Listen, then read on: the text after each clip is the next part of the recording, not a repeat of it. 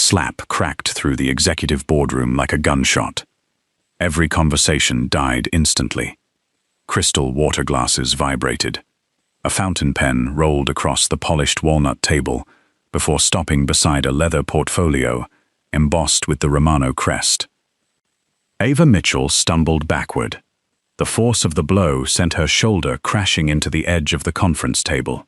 300 pages of merger contracts exploded across the marble floor. No one moved. 27 executives, 8 international investors, 5 corporate attorneys. Every one of them remained frozen. Ryan Mercer slowly lowered his hand. His expensive watch glinted beneath the recessed lighting. He smiled, not because he had lost control, because this humiliation had been carefully rehearsed. He looked down at Ava as she struggled to steady herself. "Look at yourself." His voice carried effortlessly across the silent room. "You actually believed someone like you could become my wife." A nervous cough escaped from somewhere near the end of the table. Ryan ignored it. "I've spent 2 years pretending." He tugged at the diamond engagement ring that still rested on Ava's trembling finger. Then, with deliberate cruelty, he slid it off. The tiny diamond bounced twice across the marble before disappearing beneath the conference table. I was embarrassed every time people assumed we belonged together. Ava's breathing became shallow. She didn't reach for the ring. She couldn't. Every muscle in her body had locked. Ryan wasn't finished. "You know what the board whispers?" He laughed. "They don't see a future executive's wife. They see an overweight assistant who got lucky." His eyes swept over her body. "You're not wife material." Silence. Then he delivered the final blow.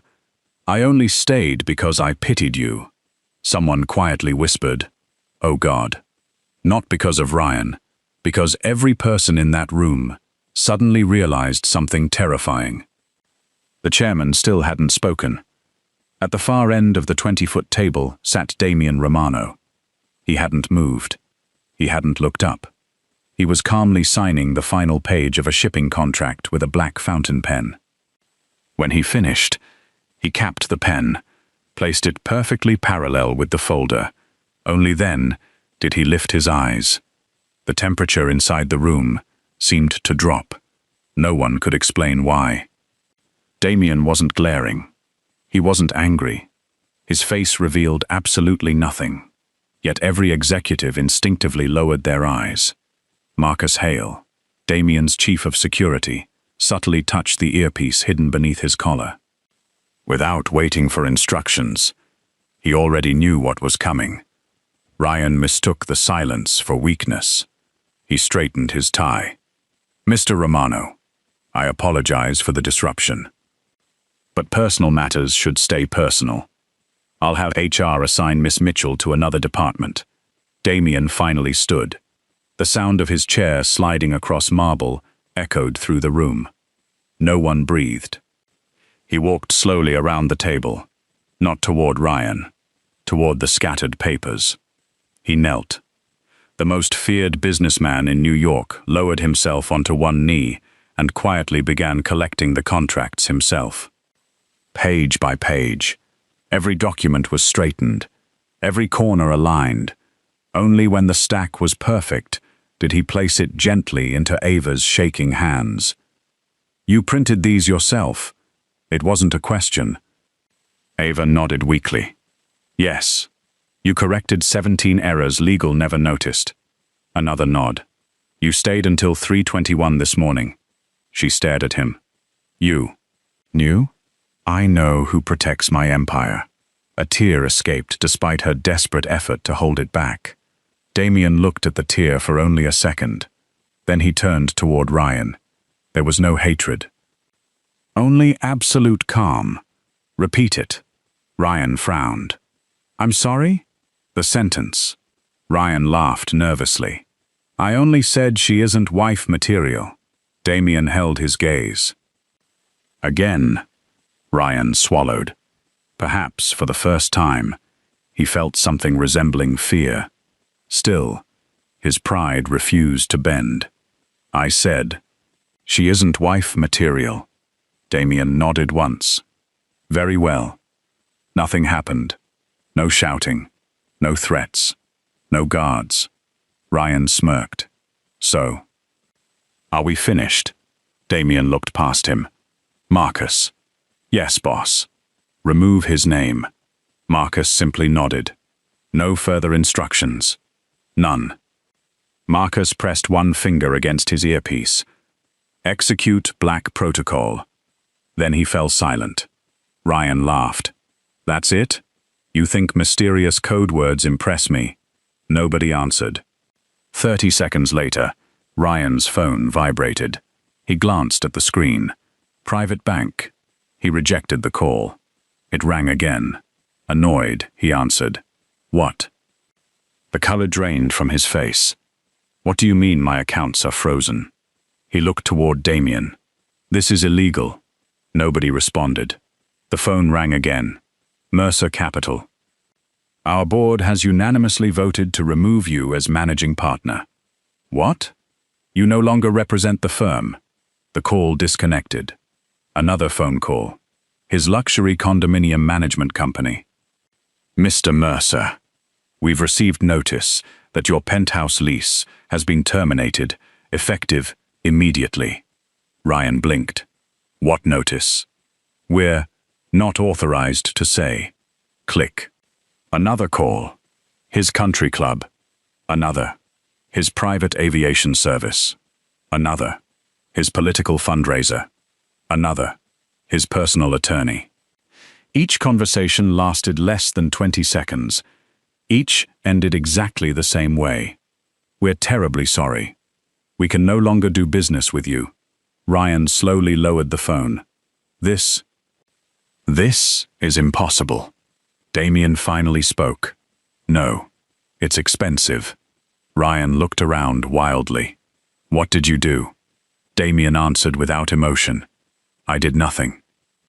I simply reminded people that every privilege they gave you passed through me first." The room fell deathly silent. One elderly investor unconsciously stood, not out of respect, out of instinct. Ryan shook his head. "You don't control banks." "No," Damien replied. "I know the men who own them. You don't control politicians." "I financed 3 campaigns." "You don't control the ports." "I built them." Ryan's breathing grew ragged. "This isn't over." Damien took one slow step closer. For the first time, a hint of coldness appeared in his eyes. "You believe Romano Global is my empire." "It isn't." He looked toward the skyline beyond the glass wall. "Those ships in the harbor, they sail because I allow them. The trucks crossing the bridges, they move because I permit it.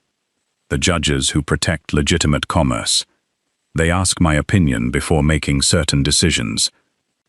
The unions, the ports, the shipping insurance, the private security companies, the freight terminals, they are not my business. They are my responsibility." Ryan could no longer speak. Damien's voice remained almost gentle. "You made one mistake." Ryan whispered. "What mistake?" "You thought she was only my assistant." A long silence followed. Then Damien delivered the sentence that every person in the room would remember for the rest of their lives. "You humiliated the one woman I entrusted with the keys to an empire, and you did it in front of the men who swore loyalty to mine." Marcus's earpiece crackled softly. He listened for 2 seconds, then looked at Damien. "It's done." Damien nodded once. Ryan's phone vibrated one final time. He opened the message. Access revoked. Every digital credential he owned had disappeared. Company access, financial access, travel access, even his biometric executive clearance. It was as though someone had erased him from the city. Ryan looked up in horror. "Who are you?" For the first time, Damien smiled. It wasn't warm. It wasn't cruel. It was the smile of a man who had stopped pretending to be ordinary. I'm the reason this city has had peace for 22 years. And now, you've mistaken my patience for weakness. Outside the boardroom windows, a cargo ship bearing the Romano crest slowly entered New York Harbor. Every executive instinctively stood, not because the meeting had ended, because they finally remembered something they should never have forgotten. Damian Romano was never the most powerful man in the room because he owned the company. He was the most powerful man in the room because the company was only the smallest part of what he owned. Ryan Mercer disappeared from Manhattan before sunset, not because he wanted to, because every door that had once opened for him suddenly refused to recognize his name. His platinum banking profile no longer existed. His biometric access cards failed. The penthouse elevator denied his fingerprint. His private driver apologized before handing back the car keys. "I'm sorry, sir. My contract has been transferred." Transferred to whom? The driver swallowed. "I wasn't told." That frightened Ryan more than any threat. Nobody was saying Damian Romano's name. They didn't need to. Across the Hudson River, inside an abandoned shipyard hidden beneath an active container terminal, a steel gate weighing nearly 20 tons slowly rolled open. 3 black SUVs descended into the underground complex. The city above knew the place only as Pier 9 Logistics. The underworld knew it by another name. The Vault. No police officer had ever entered. No satellite had ever mapped it. Every wall was shielded against surveillance. Every entrance required 3 separate biometric confirmations. Marcus Hale walked through the final security door. More than 40 men immediately stood. No one spoke. Each man wore a dark, tailored suit. No tattoos, no unnecessary weapons. Only a silver ring engraved with the Romano family crest. These weren't bodyguards. They were Kappa regimes. The men who controlled every legitimate and illegitimate operation connected to Damian Romano. Shipping, ports, private banking, cargo insurance, international freight, luxury casinos, security firms, political donations, even humanitarian foundations. Marcus stopped beside the empty chair at the head of the table. "The boss is here." Every head lowered. Damian Romano entered without ceremony. He removed his jacket, placed it across the chair, then sat. No introduction. No speech. 1 sentence. Report. The first capo stood. New York Harbor secured. The second. Kane lost 2 container routes this afternoon. The third. 3 senators requested meetings. The fourth. The governor's office called twice. Damian nodded. Tomorrow. Another capo stepped forward. Ryan Mercer attempted to contact Nicholas Kane. Marcus slid a tablet across the table. He used 6 different phones. All intercepted. The room fell silent. One older capo frowned. Permission to eliminate him. Damian didn't answer immediately. Instead, he poured himself a cup of black coffee. No. Several men exchanged surprised glances. Marcus understood why. Ryan wasn't prey. Ryan was bait. Damian looked around the room. "For 7 months, I've watched someone steal from my empire. I already know the thief. What I want is the king who ordered him." No one questioned him. Because no one questioned Damian Romano. Miles away, Ryan finally reached the only man powerful enough to help him. Nicholas Kane answered on the first ring. "You finally understand." Ryan's voice shook. "He destroyed my life." Nicholas laughed softly. "No. He removed your mask. You said he'd never move against me. I said he wouldn't move without purpose." Ryan slammed his fist onto the steering wheel. "You have to protect me." Silence. Then Nicholas replied, "I protect investments.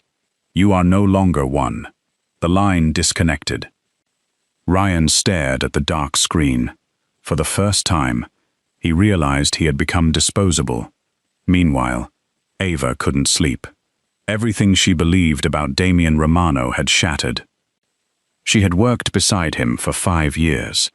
She knew how he drank his coffee. She knew every meeting on his calendar. She knew which investors annoyed him, which charities he secretly funded, which books sat on his office shelves. Yet, she had never known any of this. She stepped onto the balcony outside her apartment. Manhattan glittered beneath the night sky. Her phone vibrated. A single message. "Mr. Romano requests your presence." No address. Only GPS coordinates. She hesitated, then called Marcus. "I've never been there." "You haven't. Should I be worried?" Marcus answered honestly. "No. You should be honored." 20 minutes later, her taxi stopped before an ordinary warehouse on the Brooklyn waterfront. No company logo. No security signs. Nothing remarkable. Until the steel gates opened by themselves. Inside, 8 armed men examined the taxi before allowing it through. Another gate. Another checkpoint. Another. The deeper she traveled, the less the place resembled a warehouse. Finally, the vehicle entered a vast underground chamber. Ava slowly stepped out. She stopped breathing. An enormous digital map of New York covered one wall. Thousands of tiny lights blinked continuously. Cargo vessels, freight trains, truck convoys, financial transfers, emergency response units, weather systems, port traffic. Every moving piece of the city's commercial infrastructure appeared in real time. It looked less like a business headquarters and more like a military command center. Marcus approached quietly. "Welcome to the part of Romano Global that doesn't exist." Ava looked around. Dozens of analysts monitored enormous screens. Former military officers coordinated shipping routes. Cybersecurity specialists tracked encrypted communications. Intelligence teams translated conversations in 6 different languages. She whispered, "What is this?" Marcus smiled faintly. "This is how New York continues functioning without realizing who's holding it together." At the far end of the room, Damian stood alone before another digital wall. Without turning around, he spoke. "You finally know." Ava walked closer. "I thought I worked for a corporation." "You do. And this? This protects it." She watched dozens of shipping lanes illuminate across the Atlantic. "You're monitoring everything. Everything that feeds the city. Food, medicine, fuel, shipping. If chaos reaches the ports, it reaches every home." She looked at him differently now. "You aren't protecting an empire." Damian remained silent. She continued, "The empire is protecting the city." For the first time, a faint smile crossed his face. "Most people see power. You noticed responsibility." Marcus interrupted. "We've intercepted another encrypted transmission." The largest screen changed instantly. A satellite image appeared. Several cargo containers. One warehouse. One familiar face. Ryan Mercer. Meeting someone. The image sharpened. Ava's heartbeat stopped. Standing opposite Ryan was Nicholas Kane. The man intelligence agencies had spent 12 years trying to connect to organized crime. Marcus looked toward Damian. "We can take them now." Damian folded his hands behind his back. "No, they're finally standing on the same chessboard. I want to know who moves next." Ava stared at him. "You've known all along." Damian nodded once. "I've never been chasing Ryan. I've been waiting for Ryan to lead me to the man hiding behind him." She finally understood. Everything that had happened. The boardroom, the frozen bank accounts, the public humiliation, the surveillance. None of it had been revenge. It had been the opening move in a much larger war, and somehow, without realizing it, she had just become the most important piece on Damian Romano's board.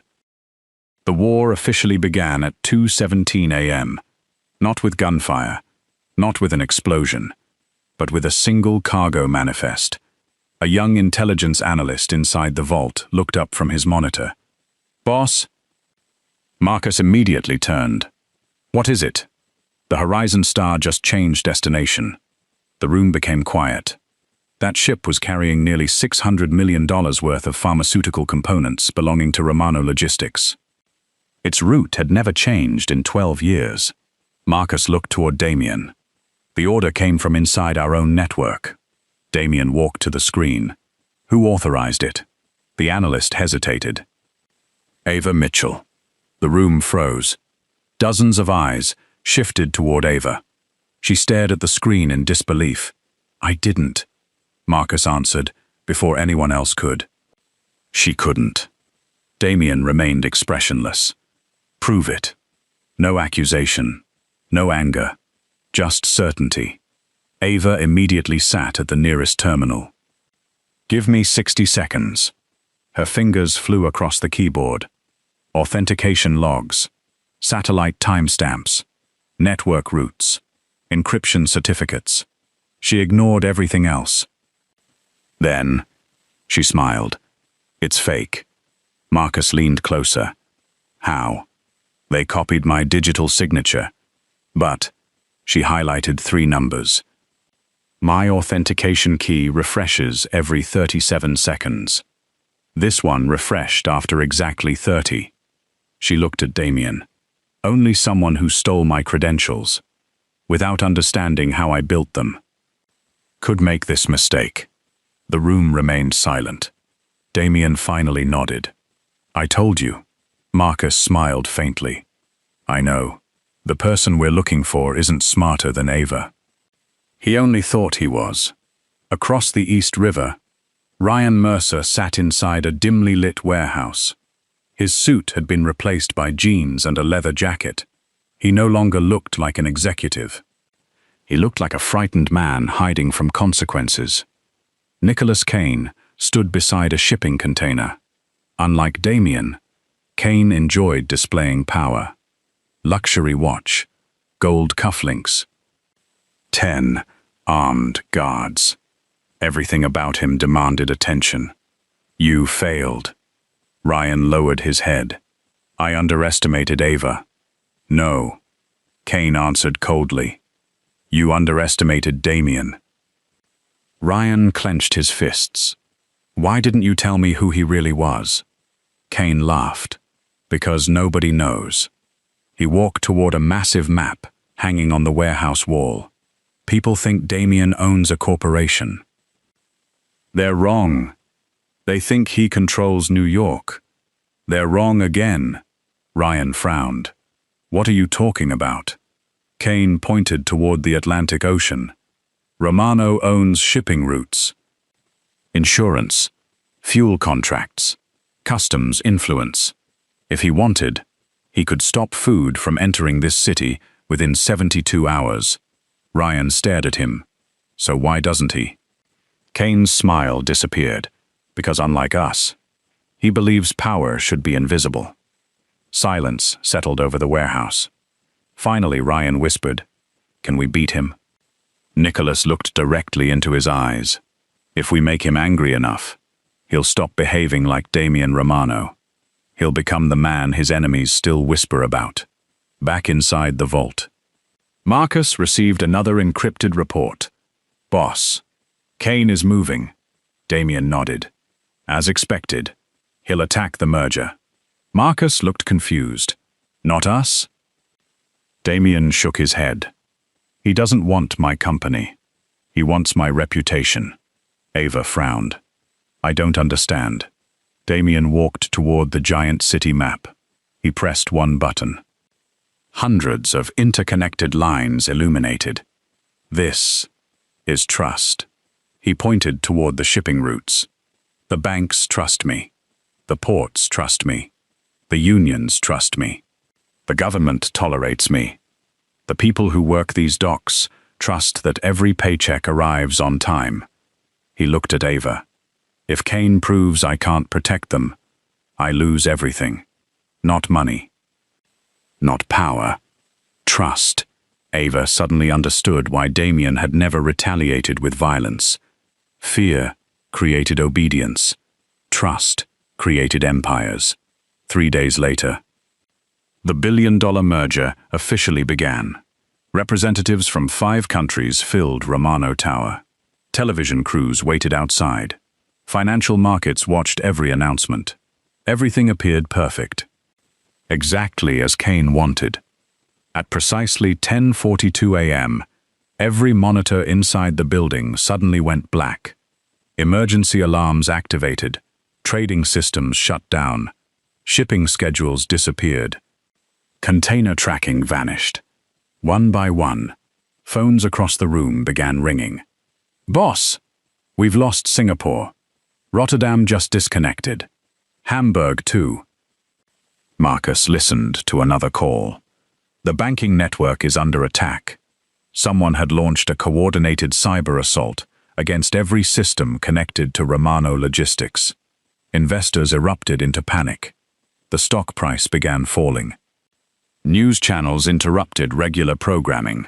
Romano Global under coordinated attack. Exactly as Kane had planned. Marcus reached for his weapon. "Give the order." Damien calmly shook his head. "No!" Everyone stared at him. "Our enemies believe we're blind." He turned toward Ava. "Are we?" She looked at the frozen screens, then at the emergency backup server. Her eyes widened. "No.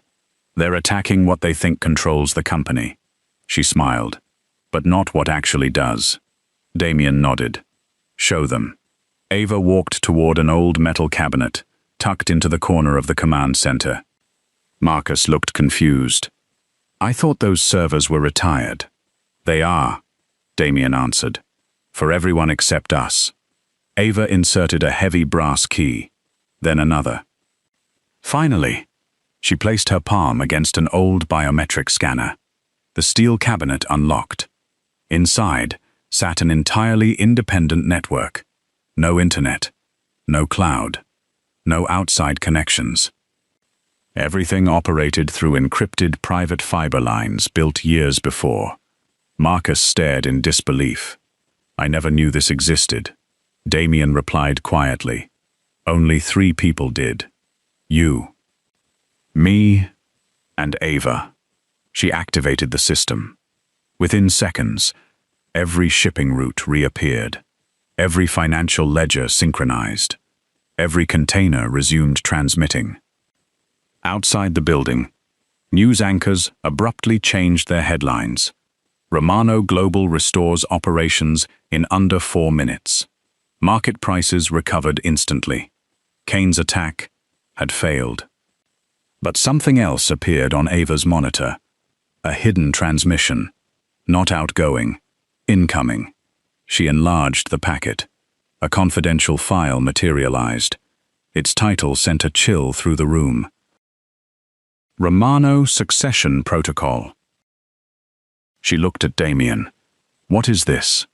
For the first time since she had met him, he hesitated. Marcus slowly looked away. The entire command center fell silent. Damien walked toward the screen. His voice became unusually quiet. It was never supposed to be opened. Ava swallowed. But it just was. She clicked the file. One sentence appeared. "If Damien Romano dies, all control of the Romano Empire transfers to Ava Mitchell." Every person in the room stopped breathing. Ava turned toward Damien in disbelief. "You made me your successor." Damien met her eyes. "No, I made you the only person I trust to ensure this city doesn't burn." Before anyone could speak again, every light inside the vault suddenly went out. Emergency generators failed. The command center was plunged into darkness. Then a single red message illuminated every screen. "Checkmate. Nicholas Kane." Darkness swallowed the vault for exactly 3 seconds. Then, emergency lights flooded the command center with a deep crimson glow. No alarms, no panic, no shouting. More than 100 operators remained perfectly still. Ava looked around in disbelief. There, not reacting. Marcus calmly holstered the pistol he had instinctively drawn. They're waiting. For what? The boss. Damien stood motionless beneath the red emergency lights. He didn't even glance at the monitors. Instead, he checked his watch. 7 seconds. 8, 9. On the 10th second, every screen returned to life. The city map reappeared. Shipping routes resumed. Communications were restored. Only one screen remained red. Checkmate. Nicholas Kane. Damien looked at the message, then quietly smiled. So, you finally played your queen. Marcus understood immediately. You expected this. I designed it. Ava stared at him. You let him into the system. Damien slowly turned. No, I let him believe he got in. He walked toward the enormous digital map. One touch. The city disappeared. Another map emerged beneath it. Far larger, far more detailed. International shipping lanes, private satellite feeds, encrypted banking routes, safe houses, supply depots, airfields, dozens of cities, New York, London, Dubai, Singapore, Naples, Rio, Tokyo. Ava whispered, "This isn't New York," Marcus answered quietly. "It's the real empire." Damien folded his hands behind his back. What Kane hacked was a decoy.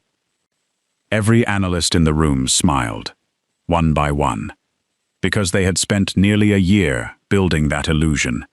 A fake command network, fake financial databases, fake communication routes. Everything Kane believed he had stolen had been manufactured specifically for him. Ava slowly looked at Damien. "You've been feeding him lies." "For 11 months, Marcus added. "Every file, every shipment, every bank route, everything."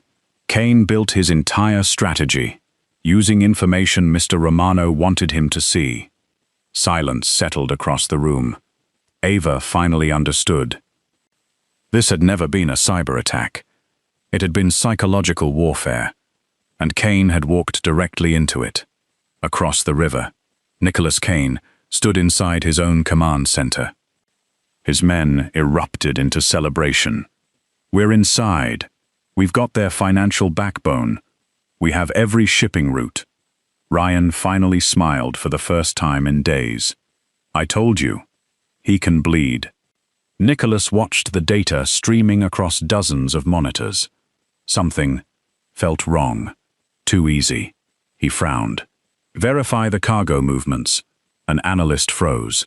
"Sir, the ships aren't moving." "What?" "They're still following Romano's schedules." Another analyst spoke. "The banking network. It never disconnected." A third voice. "Sir, these account numbers don't exist." Nicholas slowly turned. "What did you say?"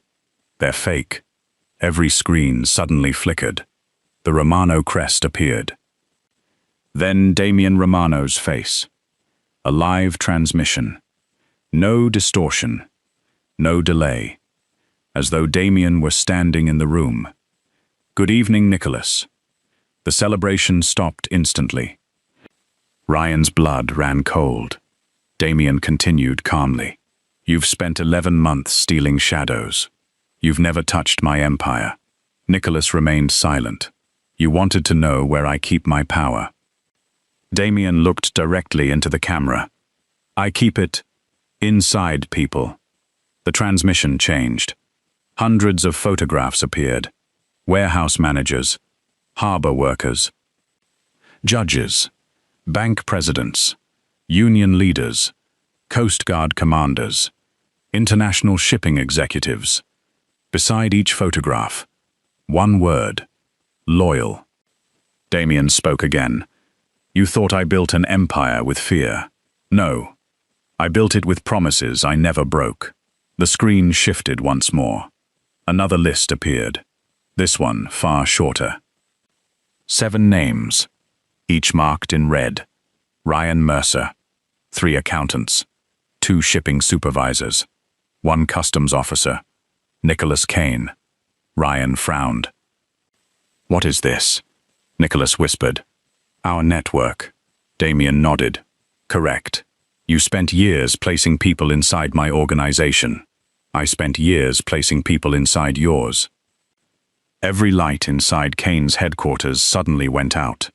Not because of hackers, because the electricity had been cut. Outside, police sirens echoed through the docks. Federal agents, port authority officers, financial crimes investigators. Not one agency.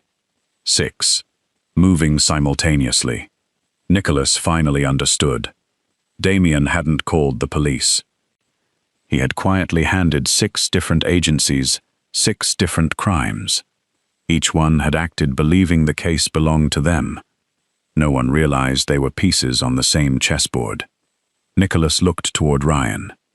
"You brought me into his trap." Ryan stepped backward. No. You said." Nicholas drew a pistol. Ryan's face turned white. Before he could speak, the warehouse roof exploded with blinding floodlights. A voice thundered through loudspeakers. "Federal agents, drop your weapons." Chaos erupted. Gunfire cracked through the warehouse. Men scattered in every direction. Ryan threw himself behind a steel container. Nicholas disappeared into the smoke. Back inside the vault, Marcus watched the live drone feed. Kane escaped. Damien wasn't surprised. He always would. And Ryan. The drone zoomed closer. Ryan was running. Alone. Terrified. No guards. No allies. No Nicholas. No future. Marcus asked quietly. "Do we stop him?" Damien looked toward Ava. "What do you think?" She watched Ryan stumble through the rain-soaked docks. The man who had once mocked her, humiliated her, destroyed her life. She took a long breath. If he dies, the truth dies with him. Damien smiled. Exactly the answer he expected. "Marcus. Bring him in. No unnecessary force. He's finally ready to tell the truth." Hours later, Ryan sat alone inside an interrogation room, deep beneath the vault. No chains, no bruises, no threats, only silence.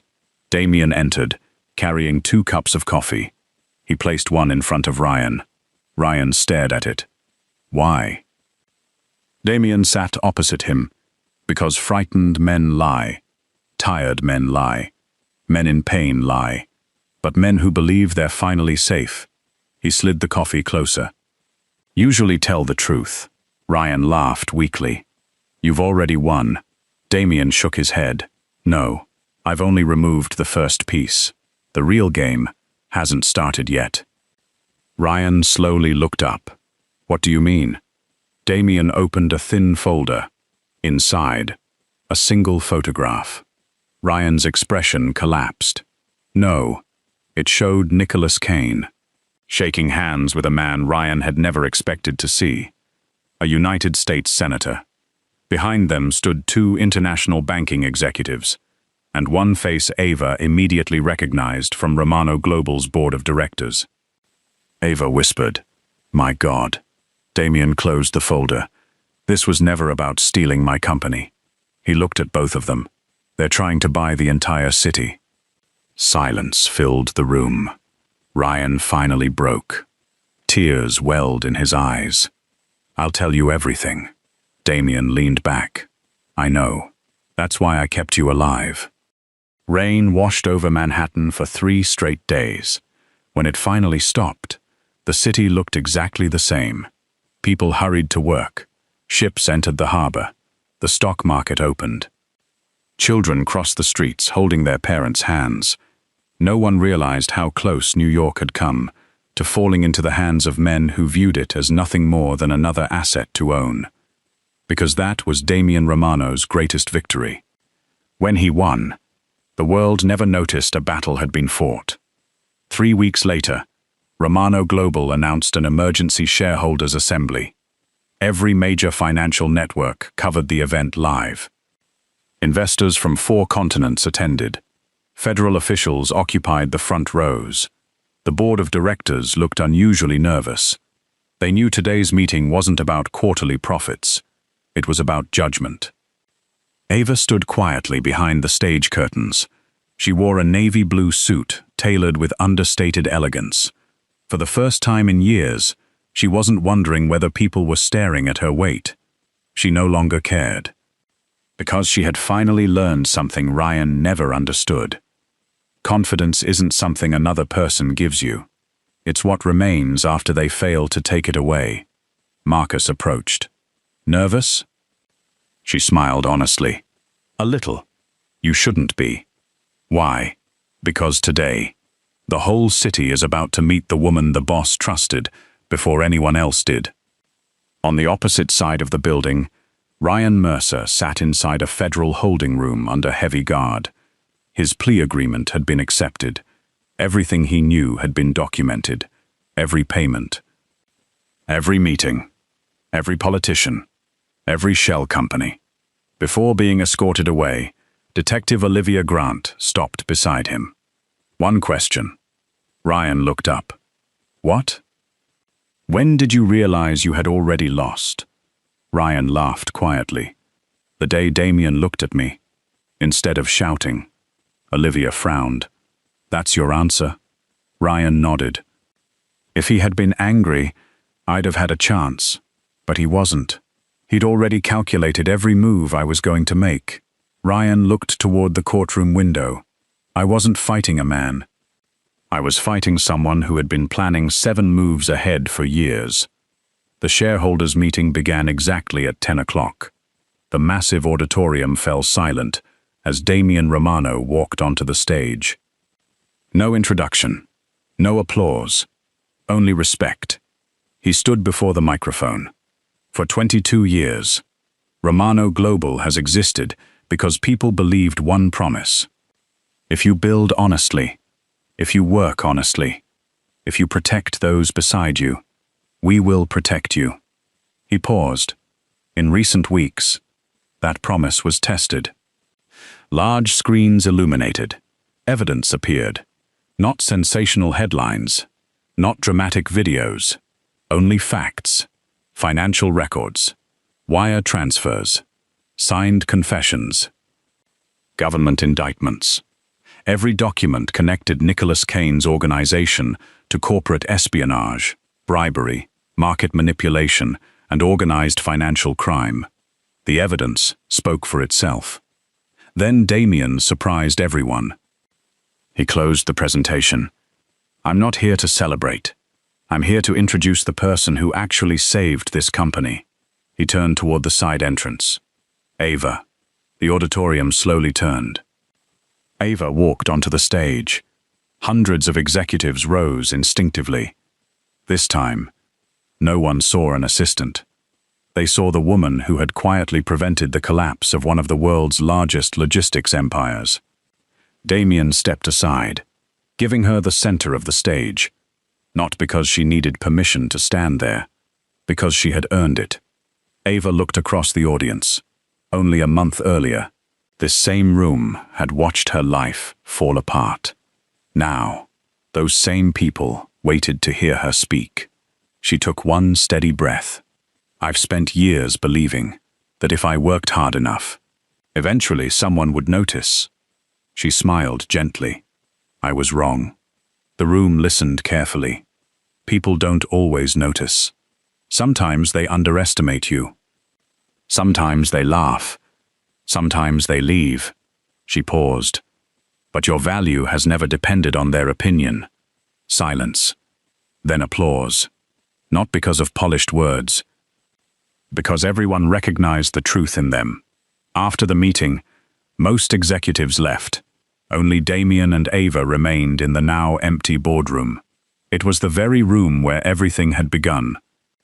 The sunlight reflected across the same marble floor where her engagement ring had once rolled away. Damien walked toward the large window overlooking the harbor. Without turning around, he asked, "Do you remember what Ryan said?" Ava nodded. "He said I wasn't wife material." Damien smiled faintly. "No. He said something much more revealing." She looked at him. He told the world he only knew how to measure appearances. He turned toward her. "I measure something else." "What?" "Loyalty, competence, courage, the ability to carry responsibility when nobody is watching." He took a slow step closer. The qualities that keep empires alive. For a long moment, neither of them spoke. Then Damien reached into his briefcase. He removed a slim black folder. Ava opened it. Her eyes widened. It wasn't another employment contract. It wasn't stock options. It was a revised corporate charter. Across the first page, beneath Damien Romano's signature, were the words, "Chief Executive Partner, Ava Mitchell." She looked up in disbelief. "You built this company." He shook his head. "I built the structure. You built the trust inside it." She laughed softly. "I still don't understand why you trusted me before anyone else." Damien looked out toward the harbor, where hundreds of Romano cargo ships moved steadily through the water. "When I was 28, an old man taught me something. He said, 'Never choose the loudest person in the room. Choose the one still working after everyone else has gone home.'" He met her eyes. "I started watching you 5 years ago. You never knew. I watched you solve problems without asking for credit. I watched you protect people who could never repay you. I watched you stay loyal even when nobody thanked you. I didn't choose you because I needed an assistant.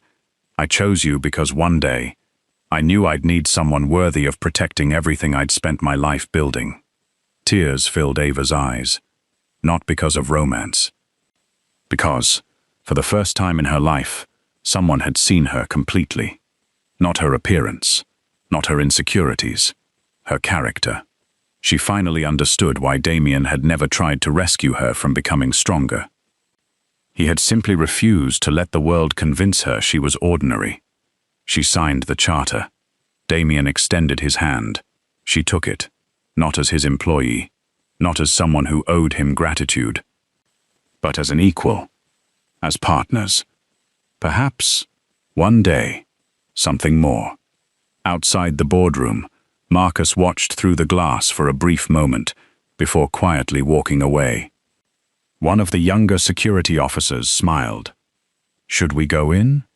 Marcus shook his head. "No. The city will always need a man powerful enough to protect it." He glanced back toward Damien and Ava. "And every powerful man eventually needs one person he trusts more than power itself." Far below, the Romano fleet continued moving through New York Harbor. The city never knew who had saved it. It never knew how close it had come to disaster. And Damien Romano preferred it that way, because true power was never about making the world fear your name. It was about carrying a burden so quietly that the world never realized you had been holding it all along. Thank you for watching. If this story reminded you that true strength is measured by character, loyalty, and integrity, not appearance or status, leave a comment and tell us which moment stayed with you the longest. Don't forget to like, subscribe, and turn on notifications for more unforgettable stories of courage, justice, and extraordinary people who discover their true worth when the world least expects it.